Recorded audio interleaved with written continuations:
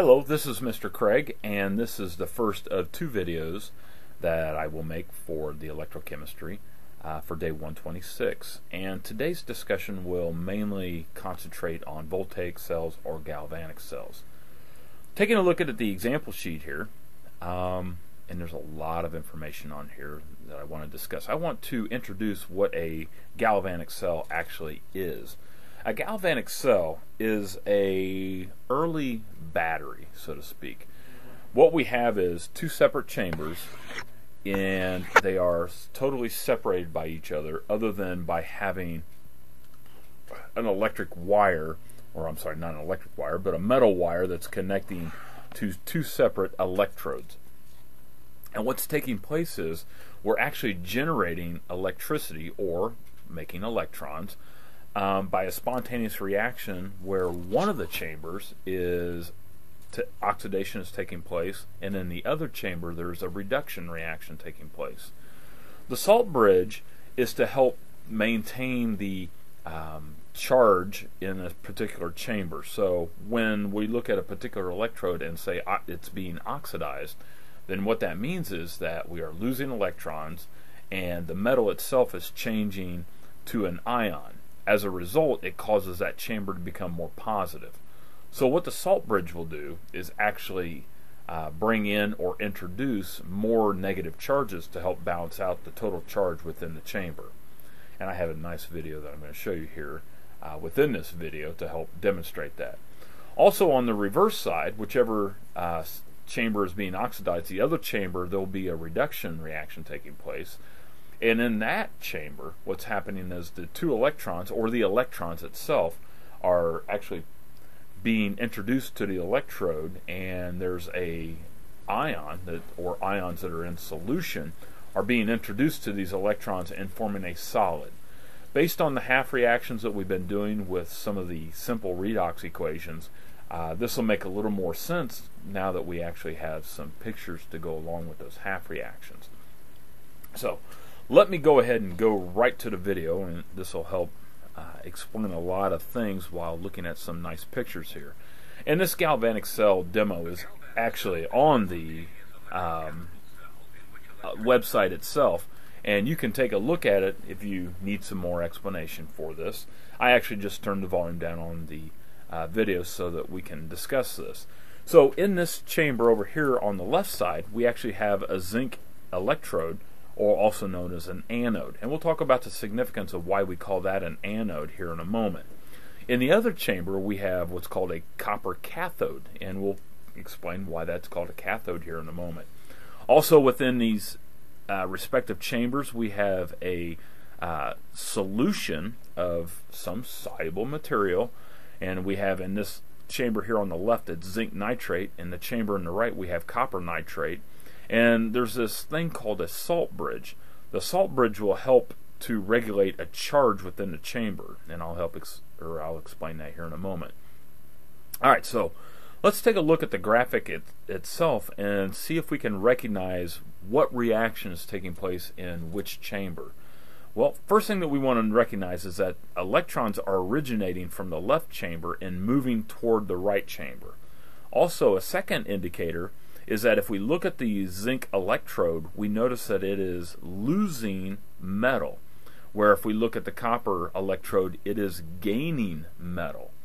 So if we think back to our half reactions, where we did an oxidation and reduction half reaction, think about what we actually were writing. Well, if we look at the reaction for the zinc, we actually had solid zinc, and it is losing electrons.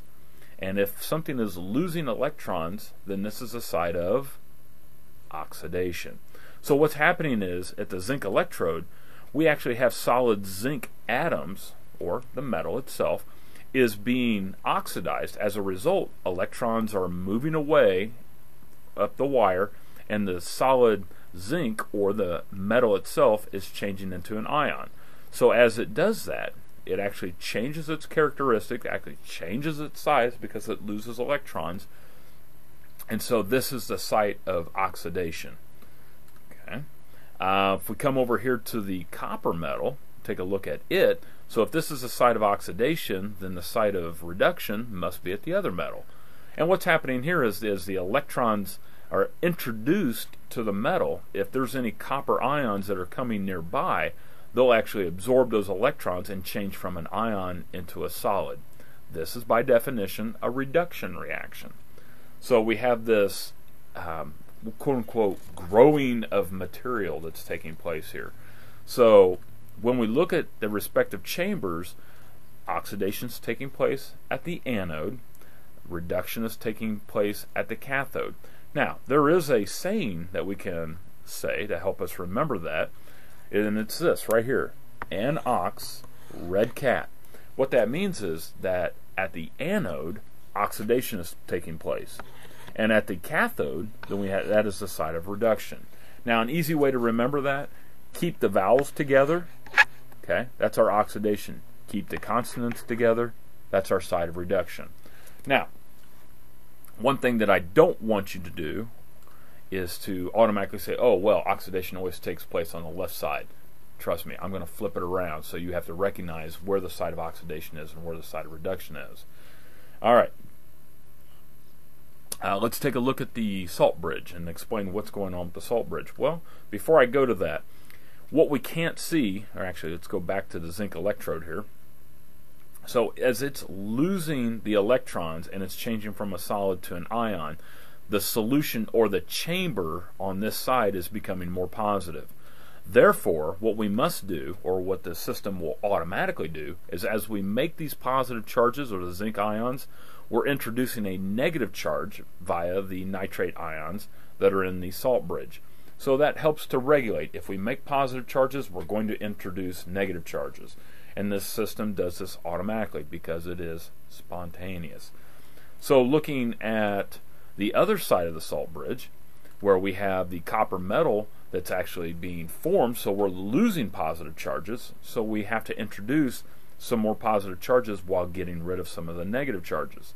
So in this case, you'll notice that the solution that the copper is within is called copper nitrate, and the solution that the zinc is in is referred to as zinc nitrate. And then even in the salt bridge, we have another nitrate, a third nitrate. The key that we have to remember here is that we cannot have solutions or material that will cause the formation of a precipitate. We do not want to have precipitates forming in a galvanic cell. Now, do not mistake a precipitate as a solid forming on an electrode. So what's happening here is a reduction reaction. It is not a precipitation reaction. Two totally different things. We're taking copper ions and making copper metal. Totally different from a precipitate reaction. So what's happening here is that we have this flow of electrons, and it's in a clockwise motion here, where we have a negative charge that's moving from one electrode to the other electrode. And if we look at our salt bridge again, we have these nitrate ions that are moving up into the salt bridge itself and allowing those nitrate ions to move out of the salt bridge. So what that's doing is it's actually forming a nice little loop, okay, forming a loop here, that if we have negative charge moving in this direction, it continues to move in that direction. So we have what's a loop. So it just continually moves. That negative charge keeps moving. Now, it doesn't mean that the electrons keep moving in that direction. That does not mean that at all. What it means is that we have electrons that are being formed from the reaction. So the electrons move in this direction, where the ions move in this direction. Okay, so it is in this example, it is a clockwise motion. All right, let me explain this porous disk over here. The porous disk acts like a salt bridge, but we don't have to have a medium within the porous disk. So what's happening in this case here, we would have ions that would simply migrate from one side of the reaction to the other. So in lieu of having the nitrate ions moving up and through, the nitrate ions simply pass through. So we could lose some nitrate ions, and that would cause that chamber to become more positive, and if we move them into this chamber over here, it causes it to become more negative. So it's simply a gateway. Now, why would someone use a salt bridge over a porous disk? Well, this is a little more expensive to build. this is a cheaper version. So that's one reason why there's two different options there.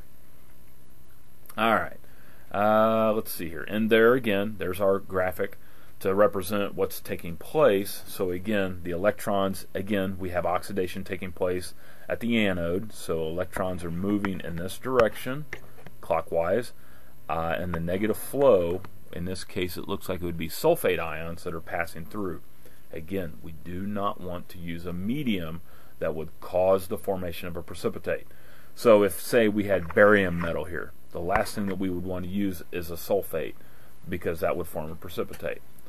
Also, looking at the graphic, this might help to explain that, okay, so we have this metal here, and then as we lose electrons, it changes into an ion. As the electrons are moving into the electrode here, and say for the copper, it actually gains those electrons and changes back to a solid. So, knowing which chamber is doing what is pretty important. Also know that this is a spontaneous reaction. So if we ever have a galvanic reaction, it will be spontaneous, so make sure you have a positive voltage when doing this.